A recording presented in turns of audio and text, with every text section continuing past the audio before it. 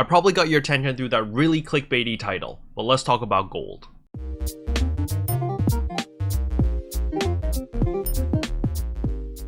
Hello everyone, today we're going to be talking about how to make gold in Blade & Soul again, for like the 50th time. But I'm approaching it at a different angle this time, and hopefully it'll shed more light towards the newer players on understanding what exactly they should be working towards in order to make more gold. So the ugly truth is, the more gear you have, the more money you're going to make. That's just how it is. If you have no gear, you're going to make very little money. If you have mid-tier gear, you're going to make mid-tier money. And if you're end-game gear, you're going to make the most money.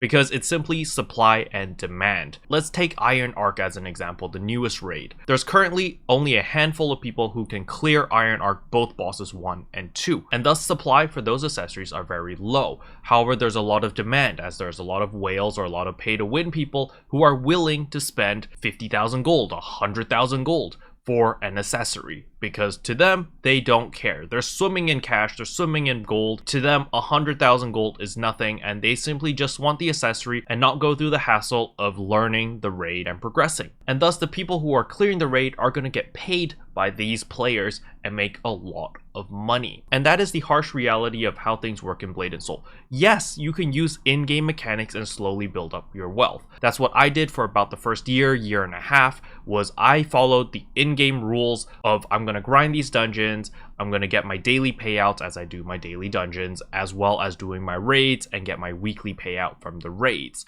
However, as I progressed and as my character got stronger and stronger, what happened in the end was doing that was only a fraction of the gold that I was making every single week. The majority of the gold that I was making every single week was actually from raids. The reason was because we were able to clear the raid with less people. So let's say that we're clearing Eternity Temple or Scarlet Conservatory with 10 people. So we have 2 spots open. So we would fill those 2 spots with buyers. And what buyers would do is they're buying accessories. And we would charge whatever the going price is and make a lot of money through that. And thus at the end of the week, all I need to do is log on 2-3 times a week, raid log, which is basically do the raid.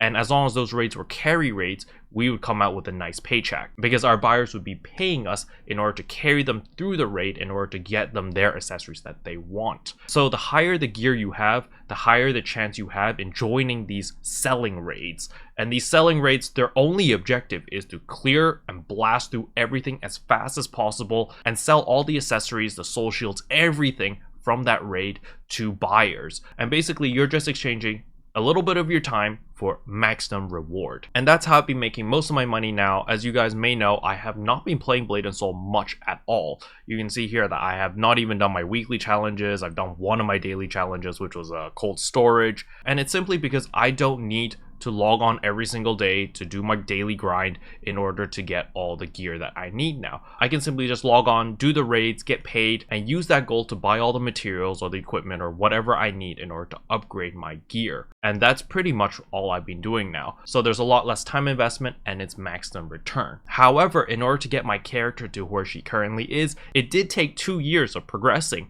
to get to where I am right now. So don't think that you're going to be able to catch up very, very quickly unless you're willing to spend real money. If you want to catch up to my gear right now and you're willing to throw a couple $1,000s into the game, you will be able to catch up to where I currently am in a week. Easily.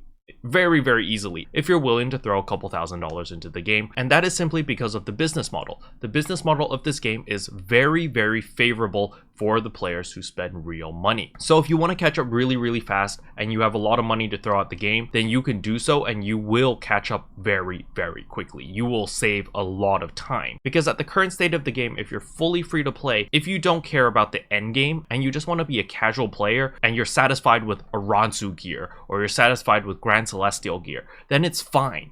You don't need to spend a single dollar. You can do most of the dungeon content and you can do most of the raids. So you won't be able to do 2 raids out of the 5. And as for the dungeons, you probably won't be able to do the top 3 dungeons. But if you're a casual player, then that shouldn't really matter to you. However, if you are a tryhard and you really do want to be at the top of the top, the best of the best, then you better be prepared to spend quite a lot of money. Anyway, that's really all I wanted to cover in today's video. Hopefully you guys found it helpful. If you did, I would appreciate a subscribe.